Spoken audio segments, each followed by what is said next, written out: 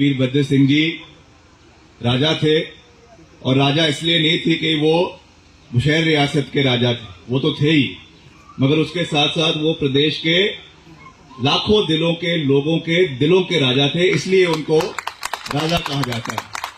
तो मैं अभी ना उस स्थान पे हूं और ना हमारी ऐसी कोई सोच है। हमको आप लोगों के आशीर्वाद के साथ आगे बढ़ना है, और राजा कोई तब बनता है जब दिलों में राज करता है। तो उसके लिए अभी बड़ा लंबा सफर और बड़ा लंबा जो है हमको समा तय करना है, जिसमें परिवार के साथ मिलना है। तो मेरा आपसे निवेदन कि मुझे केवल विक्रमादित्य सिंह के नाम से ही संबोधित करें, पहली बात। दूसरा, आज मुझे, जैसा मैंने कहा कि मुझे बहुत खुशी है आप लोगों के बीच में आए हैं। एक चुनावी बेला में आप लोगों के बीच में मुझे आज आप लोगों के बीच में आने का अवसर प्राप्त हुआ है।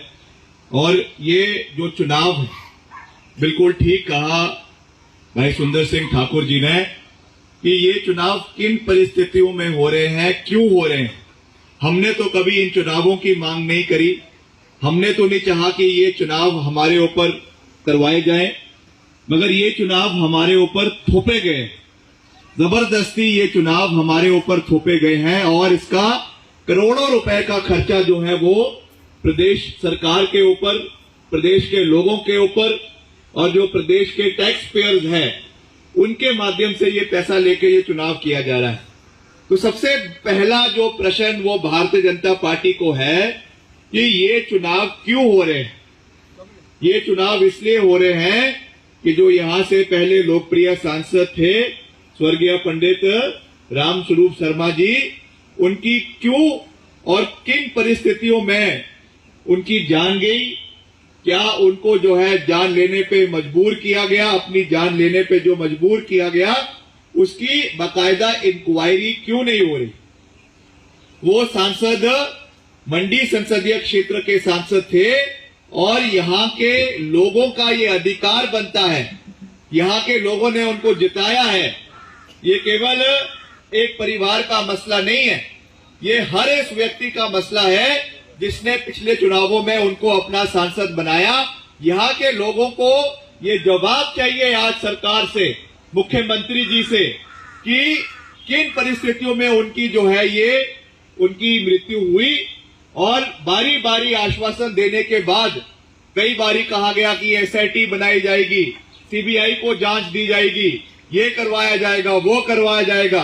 अब तो उनके परिवार के सदस्य, उनका बेटा भी ये मांग कर रहा है कि सीबीआई की जांच होनी चाहिए और दूध का दूध और पानी का पानी होना चाहिए। मगर ये सरकार जो है, उनके कान में जो है रूह जो है वो जो है उनको कोई असर नहीं पड़ रहा है। तो ये एक बहुत संवेदनशील मसला है और इसको राजनीतिक दृष्टिकोण से देखने की आवश्यकता नहीं। कुछ चीजें मानवता के हिसाब से, संवेदनशीलता के हिसाब से भी चलनी चाहिए। और ये एक ऐसा मसला है जिसपे आप लोगों को भी, भाजपा के लोगों को और खास रूप से मुख्यमंत्री जी को ये सवाल पूछने की आवश्यकता है कि उस पे इंक्वायरी क्यों नहीं हो रही।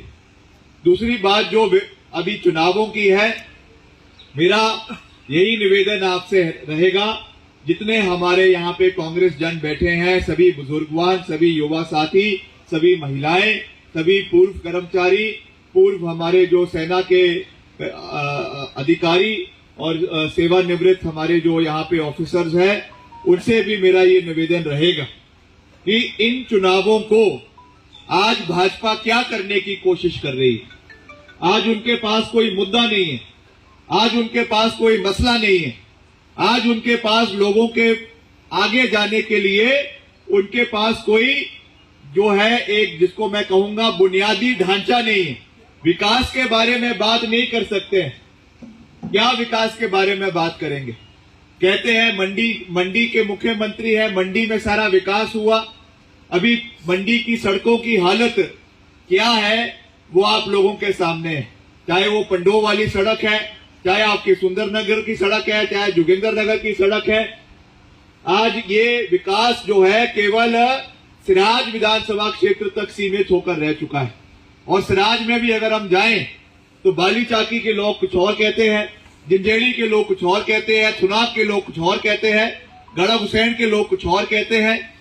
और इतिहास इस बात का गवाह है कि जो विकास कार्य राजा वीरभद्र सिंह जी ने सिराज विधानसभा क्षेत्र के अंदर करवाए हैं, वहां के लोग उस बात को भली भांति जानते भी हैं और उसका जवाब आने वाले समय में जो है वो दे भी दिया जाएगा।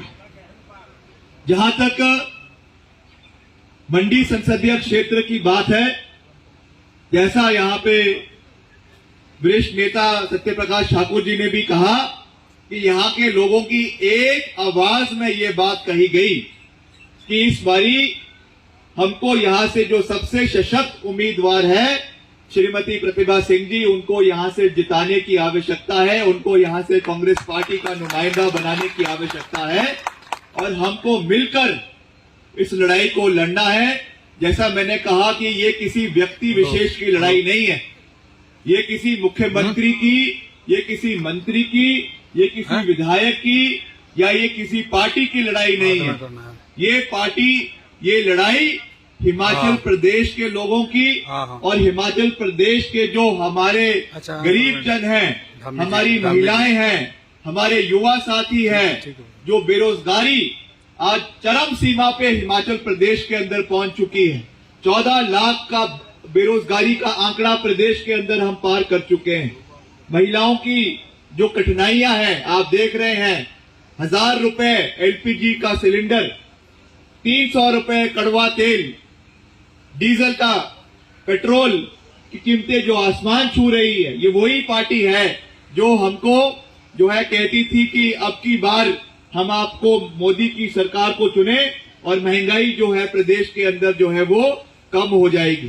बागवानों का मुद्दा, उसके ऊपर आज ये लोगों के बीच में नहीं जा सकते।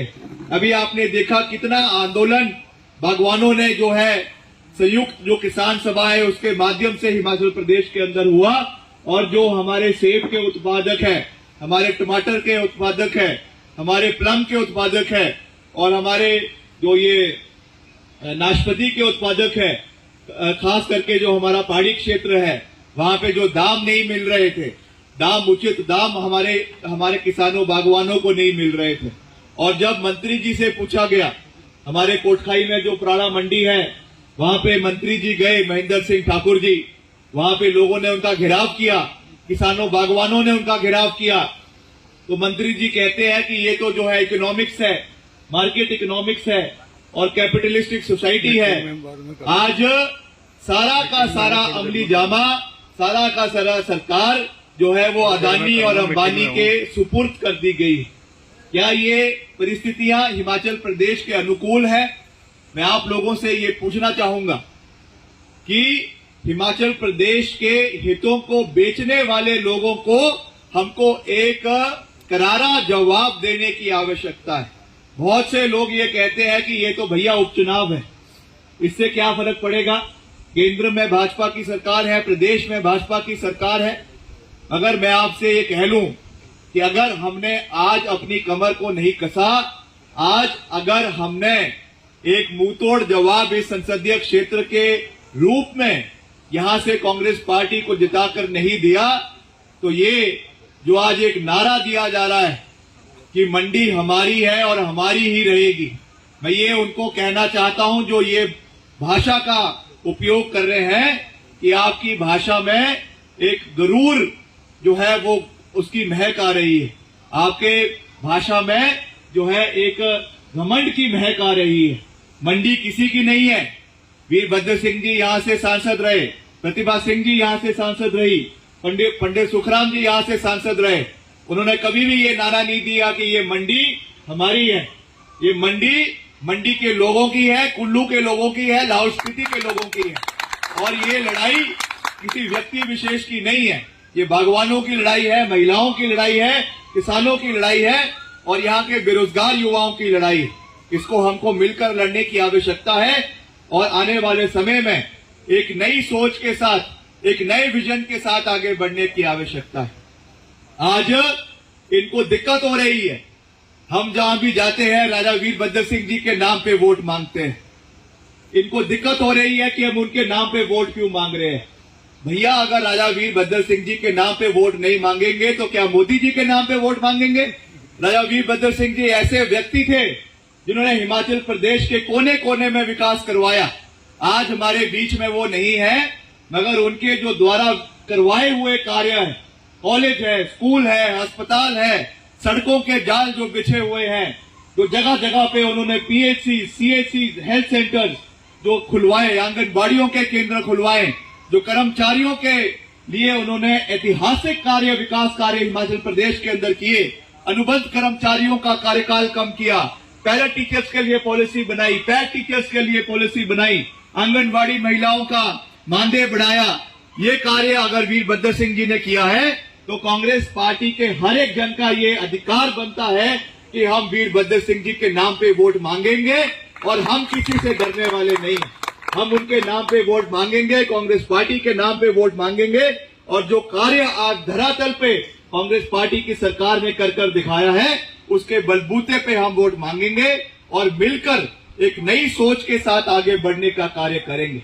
युवाओं के लिए रोजगार का आने वाले समय में कैसे पैदा करना है, नए हमने कैसे यहाँ पे जो है इंडस्ट्रीज है, चाहे स्मॉल कॉर्पोरेशंस है, उसको कैसे बढ़ावा देना है, चाहे टूरिज्म सेक्टर है उसको कैसे बढ़ावा देना है, हर चीज में हमको मिलकर एक नई सोच के साथ आगे बढ़ने की आवश्यकता है। और हम हमेशा सही का समर्थन और गलत का विरोध करने में विश्वास रखते हैं। हमने हमेशा दलगत राजनीति से ऊपर उठकर कई ऐसे मसले जो राष्ट्र हित के मसले थे, देश हित के मसले थे, उसमें भाजपा की सरकार का भी कभी कभी समर्थन किया है, क्योंकि जो मसले देश हित में होंगे, हमारे लिए देश हित सर्वश्रेष्ठ है, हिमाचल प्रदेश का हित सर्वश्रेष्ठ है।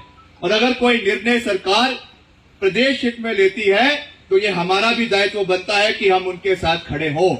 मगर जब सरकार क्षेत्रवाद के नाम पर या पार्टी के नाम पर लोगों को बांटने की कोशिश करती है तो हम उनका पूरी मजबूती के साथ विरोध करने में भी पीछे नहीं हटेंगे।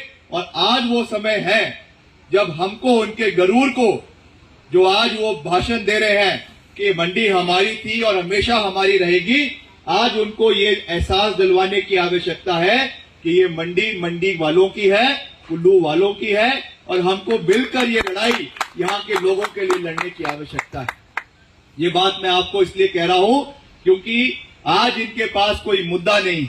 आज अलग अलग चीजों पे हमको बहकाने की कोशिश करेंगे, कभी पाकिस्तान के नाम पर, कभी आर्मी के नाम पर, कभी जवानों के नाम पर। और ये तो भाजपा की भैया पुरानी आदत है, जब दिख रहा है कि जमीन खिसक रही है हाथ से तो फौजियों को जो है आगे कर देते हैं। हम फौजियों का बहुत मान सम्मान करते हैं। देश में जो लड़ाइयां फौज ने लड़ी है, 1971 की जो लड़ाई लड़ी श्रीमती इंदिरा गांधी जी के नेतृत्व में, जिसमें पाकिस्तान के 2 टुकड़े किए, वो कांग्रेस पार्टी की सरकार थी। इंदिरा गांधी जी की विजन की वजह से वो चीजें जो है देश के अंदर हो पाई। इसलिए हम फौज का राजनीतिकरण करने में विश्वास नहीं रखते।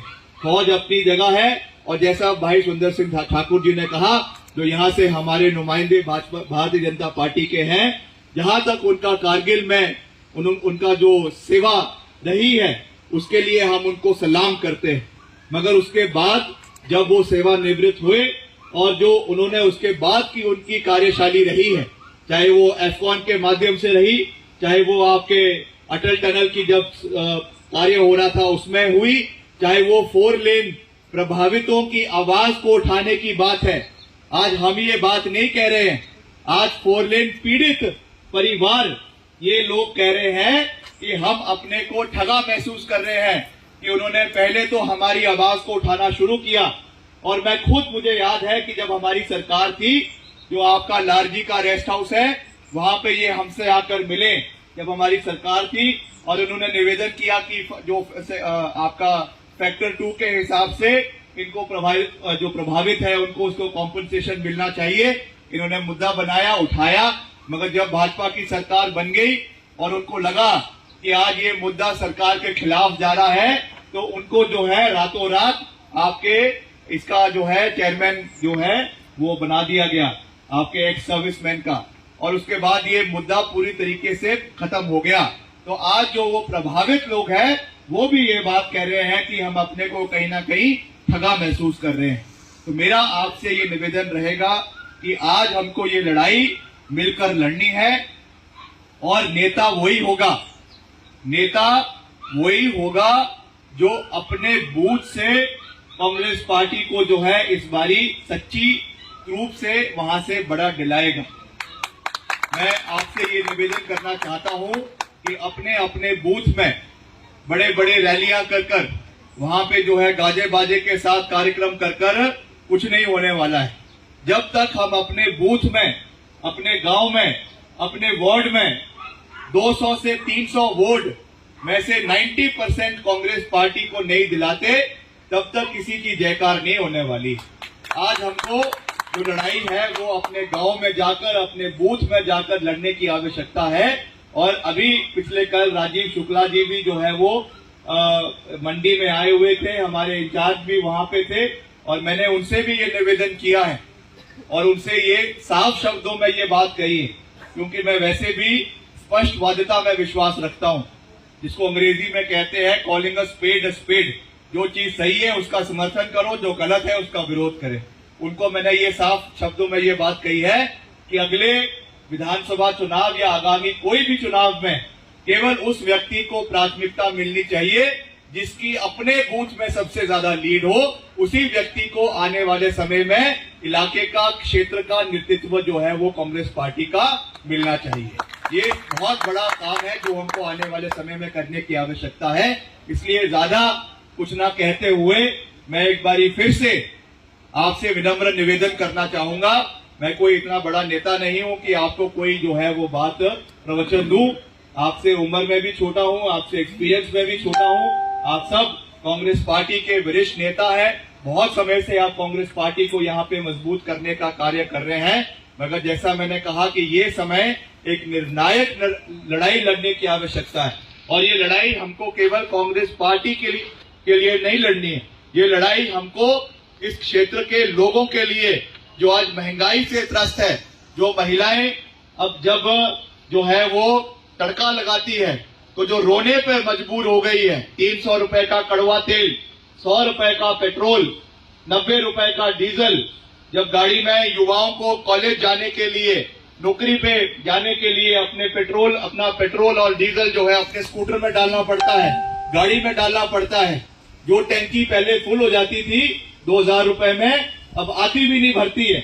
तो ये मार हर व्यक्ति के ऊपर है, केवल कांग्रेस के लोगों के ऊपर नहीं है, भाजपा के लोगों के ऊपर भी उतनी मार ये महंगाई कर रही है। तो ये लड़ाई हमको उन लोगों के लिए लड़ने की आवश्यकता है। तो इसलिए मेरा आपसे निवेदन रहेगा कि ज्यादा समय नहीं है। आज 11 तारीख हो चुकी है, 27 तारीख को चुनाव खत्म हो जाएंगे।